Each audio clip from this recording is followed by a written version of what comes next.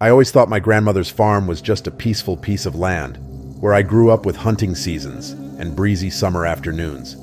But that night, when I discovered the knife left behind by the haystack and a strange man claimed this land belonged to his wife, everything changed. A dark secret from the past suddenly resurfaced, pulling me into a nightmare that never truly ended. A horror buried since the 80s, and it seemed like it was still waiting. It was the fall of 2016, and the crisp October air had a bite to it as I set out to hunt. Living in a small rural town in northeastern Montana, deer hunting wasn't just a pastime, it was a way of life. Every fall, families stocked their freezers with venison, and this year, I was lucky enough to draw a buck tag. My grandmother's farm was the perfect place to fill it. I'd grown up hunting there, and I knew every inch of the land. The cornfields that ran for miles, the wide alfalfa pasture that bordered the river, and the tree line where deer liked to feed at dusk. My husband usually came along to help, especially if I bagged something big. But he had to work late this time.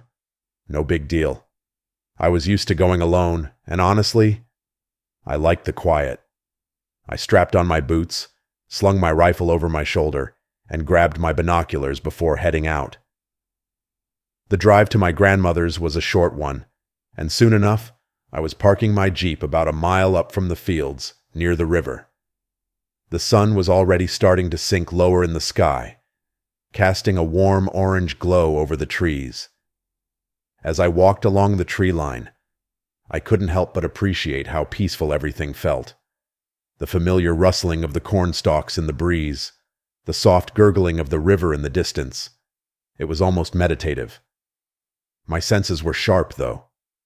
The last thing I wanted was to scare off a buck, so I moved quietly, keeping my eyes peeled.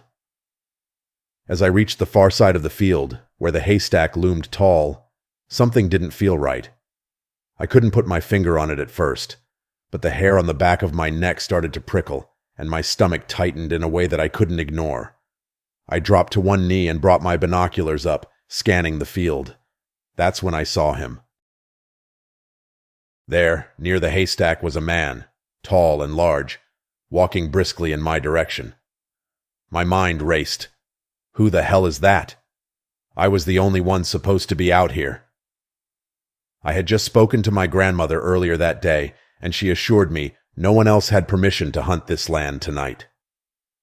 I felt my heart start to pound in my chest. Something about the way he moved, the urgency in his stride, set me on edge. I didn't know him, and around here that was a big deal. We were a town of fewer than 200 people.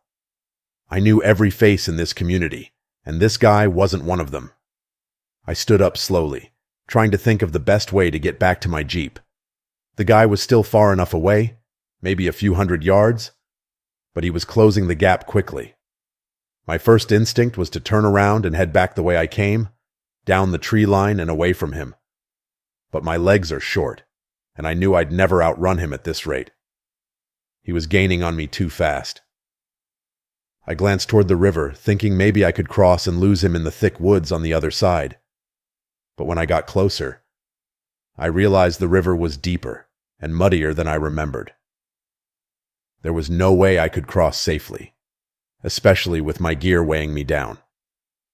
Panic started to creep in as I fumbled for my phone, hoping against hope for a signal. But in this part of the county, cell service was practically non-existent. The nearest tower was miles away, and sure enough, I couldn't get a single bar. I tried calling my husband anyway, desperate for any kind of connection, but nothing went through. Not him. Not 911. Now the man was only about 100 yards away. I could hear him stomping through the cornfield, ripping stalks out of the ground and muttering angrily to himself. Every so often he'd shout, "Where the fuck did you go?" His voice was raw, almost feral. It was getting dark and fast. The shadows stretched longer, making everything feel more ominous. I didn't want to be caught out here alone with this guy, especially not after hearing the rage in his voice. My mind raced through my options, none of them good. I crouched lower, trying to keep as quiet as possible as I moved deeper into the corn. My hope was that I could lose him, that he'd give up and walk away. But I could still hear him, his heavy boots crunching through the dirt, getting closer. He was angry, furious, and I had no idea why. When he was within 50 yards, I finally peeked out through the corn, my heart pounding so loud I swore he could hear it. That's when I saw him clearly for the first time. He was huge, easily 6'5", maybe taller, and built like a linebacker. His clothes were filthy, covered in stains and what looked like dried blood. His face was distorted, his mouth twisted like he'd had a stroke at some point, and his eyes were wild. He clutched a massive stick in one hand, probably 5 feet long and thick enough to do some real damage. I knew then that hiding wasn't going to work. I needed to confront him, try to de-escalate the situation. I'd worked in healthcare long enough to deal with unstable people, and I knew the importance of staying calm. So I stood up, my rifle slung over my shoulder but ready, and stepped out of the corn. "Hey!" I called out, keeping my voice as steady as I could manage. "I'm sorry if I interrupted your hunt or something. I didn't mean any harm." He stopped in his tracks and glared at me. His eyes locked onto mine, and I could see there was something seriously off about him. His face twitched, and he gripped the stick tighter. "There you fucking are," he shouted, his voice thick with anger. He took a step toward me, raising the stick. I stayed where I was, keeping at least 80 yards between us, and slowly reached for my rifle, bringing it into view. I didn't point it at him just yet, but I made sure he could see it. "Do you know whose farm you're on?" he bellowed. I swallowed hard, but stood my ground. "Yes," I replied. "This is my grandmother's farm. I've hunted here my whole life." His face twisted with fury, and the veins on his neck bulged as he screamed, "No, it's not! This is my wife's hunting ground, and you ruined everything! She missed a huge buck because of you, you stupid bitch!" He was shaking with rage, spit flying from his mouth as he growled and cursed. My mind raced, trying to process what he was saying. I hadn't seen a single deer in the field, and I was positive no one else had been hunting here tonight. Then, without warning, he lunged at me. The moment he lunged, my instincts kicked in. My finger slid onto the trigger, but I held off firing, just barely. Instead, I stepped back, planting my boots firmly in the dirt, and shouted at the top of my lungs, "Stop! I'll shoot if I have to!" He froze mid-lunge, his eyes burning with wild fury. For a moment, we just stood there, locked in a silent standoff. My heart pounded so hard I could feel it in my throat, but I kept my rifle up, the barrel aimed squarely at his chest. If he took another step, I'd have no choice. We stared each other down, his filthy face twisted into something between rage and confusion. His chest heaved with every angry breath, but slowly he lowered the stick. It wasn't much. He didn't drop it, but he wasn't advancing anymore either. The man's eyes darted around like a caged animal, and for a few tense seconds I wasn't sure if he was going to lunge again or take off running. Then he growled, his voice low and gravelly. "You ruined everything. My wife, she was hunting out here. This is her land. You had no right." I tightened my grip on the rifle, my mind racing. His wife. There's no one else here. I scanned the field quickly, even as I kept him in my sights. It was nearly dark now, the shadows of the cornfield stretching long and deep. But there wasn't another soul in sight. No sign of a woman. No sign of anyone, except this deranged man standing in front of me. "I haven't seen anyone else out here," I said, my voice as steady as I could manage. "I've been here for a while now, and I haven't seen your wife." His face twisted again, the veins in his neck bulging as he clenched his teeth. "You're lying," he bellowed, swinging the stick toward the ground. "She was out here, and you ruined her shot. You scared off the buck. You ruined everything." He stomped his foot like a petulant child throwing a tantrum. His entire body trembled with rage, and for a second, I thought he might lose control again. But he just stood there, seething, his hands shaking as they gripped the stick. I had to keep him talking. As long as he was talking, he wasn't attacking. I glanced at the cornfield again, half expecting someone, anyone, to step out from the shadows. But there was no one. I was alone with this lunatic, and I needed to figure out a way to get out of here in one piece. Listen, I said carefully, trying to sound calm and reasonable. I don't want any trouble. I'm sorry if I ruined your hunt, but I haven't seen any deer out here. Maybe it was a mistake. Let's just walk away, and we can forget this happened, okay? He glared at me, his eyes narrowing as if he was trying to figure out whether to believe me. He was still clutching that stick, his knuckles white, but he didn't make a move toward me again. Instead, he stood there, breathing heavily, his eyes darting between me and the darkening cornfield. For a long, agonizing moment, he didn't say anything. The only sound was the distant rustling of the wind through the corn and the rapid beating of my heart. Then finally, he let out a low grunt and spat on the ground at my feet. "Fine," he muttered, his voice laced with venom. "Fine. But you better watch your back." Without another word, he turned on his heel and stomped back toward the haystack. I didn't move. I couldn't. I kept the rifle trained on his back, watching every step he took. He muttered and cursed under his breath as he walked, his figure slowly fading into the shadows. When he reached the haystack, he climbed up to the top, and that's when I noticed it, a small beat-up white car tucked away behind the stack, almost hidden from view. I narrowed my eyes, squinting through the dim light. The car looked like it had seen better days. Rust lined the edges, and the paint was chipped and dirty. But one thing stood out, the license plate. I could just make out the bold black letters against the white background. California plates. My stomach dropped. California? We were in Montana, a small, quiet community where everyone knew each other. California was hundreds of miles away. What was this guy doing out here, so far from home? And why was he claiming the land as his wife's hunting ground? I watched as he climbed into the car, slamming the door so hard I could hear the dull thud from where I stood. The engine roared to life, and without another glance in my direction, he peeled out, tires kicking up dust as he sped down the narrow dirt road that led away from the farm.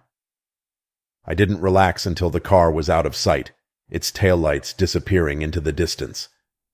Even then, I stood frozen for a moment, my rifle still clutched in my hands, my body trembling from the adrenaline. My mind raced, replaying every second of the encounter. Something was wrong, really wrong, but I couldn't quite figure out what it was. The man had said his wife was out here hunting. He was furious that I had ruined her shot. But I had been scanning the field the whole time. There was no one else out here. No wife. No deer. It was just him. After a few more minutes, I lowered my rifle and took a deep breath, trying to calm my nerves. My legs felt like jelly, and my hands were shaking uncontrollably. I needed to get out of there. Fast. I turned and jogged back toward my Jeep, glancing over my shoulder every few steps, half expecting the man to come barreling back down the road. But the only thing behind me was the quiet of the night and the soft rustling of the corn. When I finally reached my Jeep, I jumped inside, slamming the door and locking it. My fingers fumbled as I shoved the key into the ignition and started the engine. The headlights flickered on, casting an eerie glow over the field as I reversed out of the spot and turned toward the road. As I sped down the narrow dirt path, my mind kept circling back to the man's words. "This is my wife's hunting ground." What did that mean? Was she out here somewhere? Or was he just rambling, lost in whatever madness gripped him? And then there was the car. California plates. It didn't make sense. No one from California would just randomly show up in our town. It was too far. Too isolated. We were out in the middle of nowhere.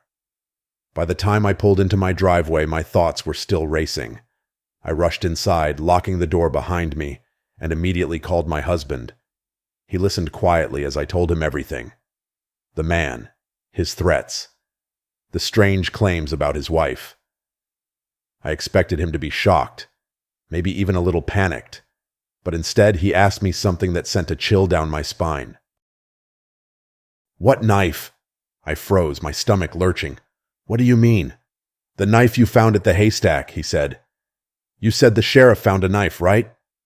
but I hadn't said anything about a knife. My heart skipped a beat.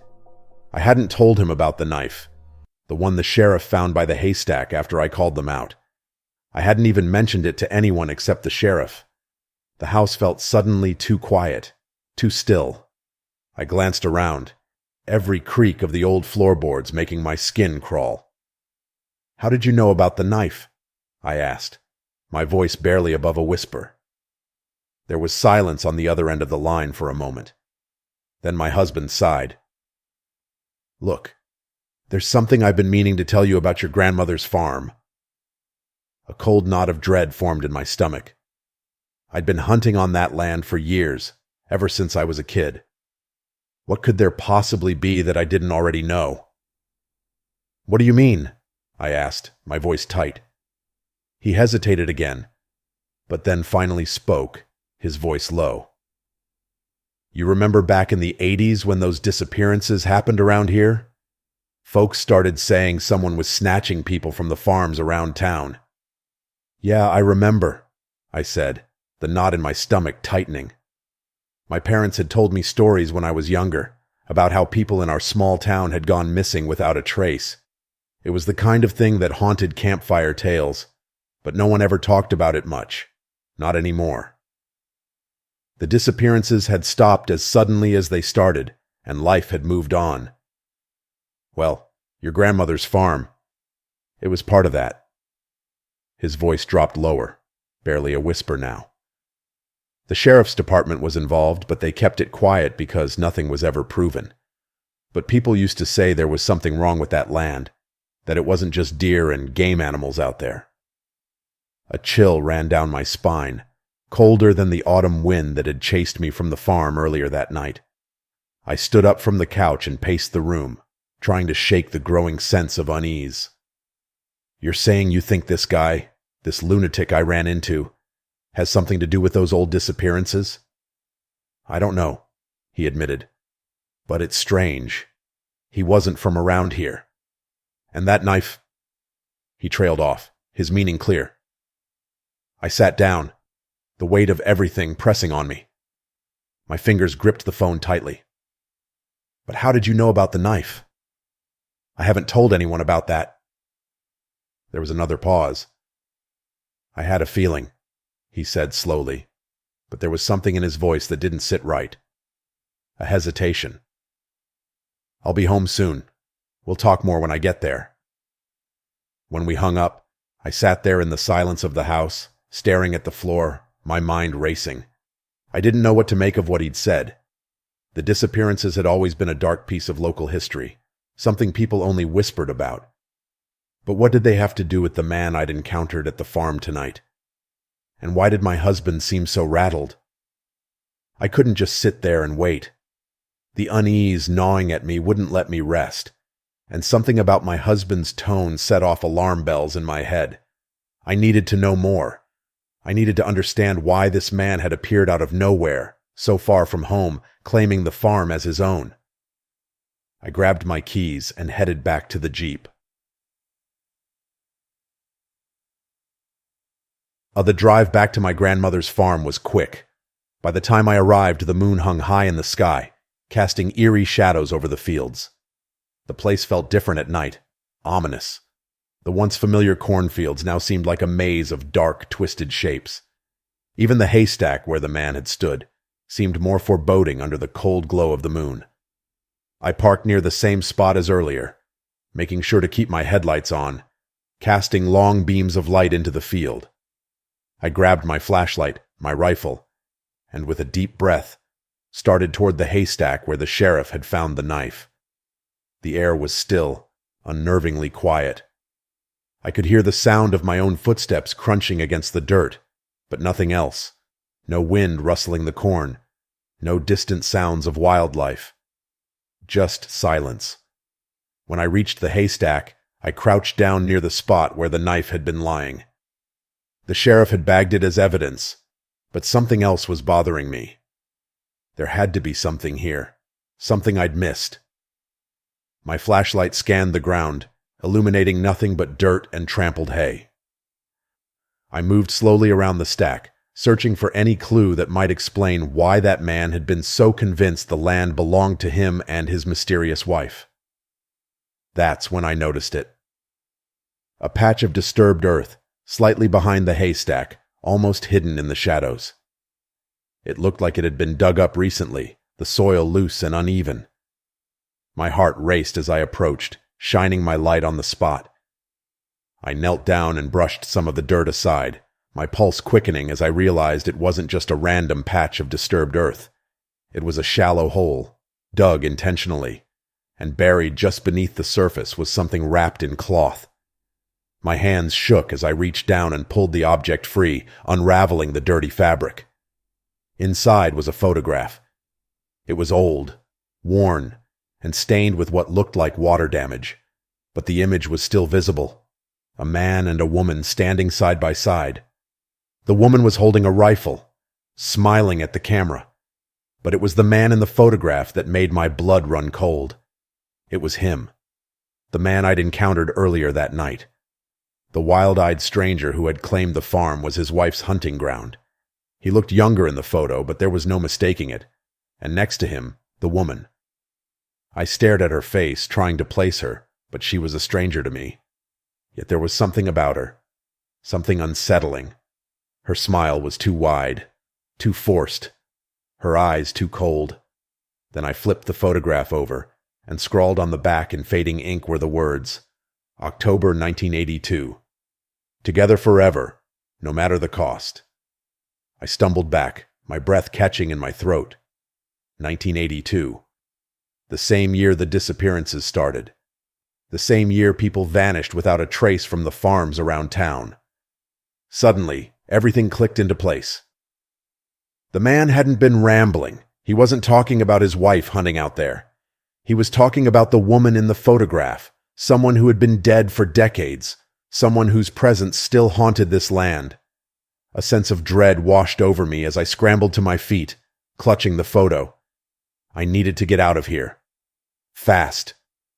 I turned to run back to my Jeep, but as I did, I heard it. Footsteps. Slow, deliberate footsteps crunching through the corn behind me. My heart pounded in my chest as I swung the flashlight around, the beam cutting through the darkness. But there was no one there. I stood frozen, the eerie quiet pressing in on me from all sides. And then from the shadows, a voice, a deep, raspy whisper. You should have left when you had the chance. I didn't wait to see who or what was speaking. I sprinted to my Jeep, my hands shaking as I fumbled with the keys. The engine roared to life, and I peeled out of the farm, the photograph still clutched in my hand. As I sped away, one thing became clear. Whatever had happened on that farm all those years ago wasn't over, and I had a feeling it never would be.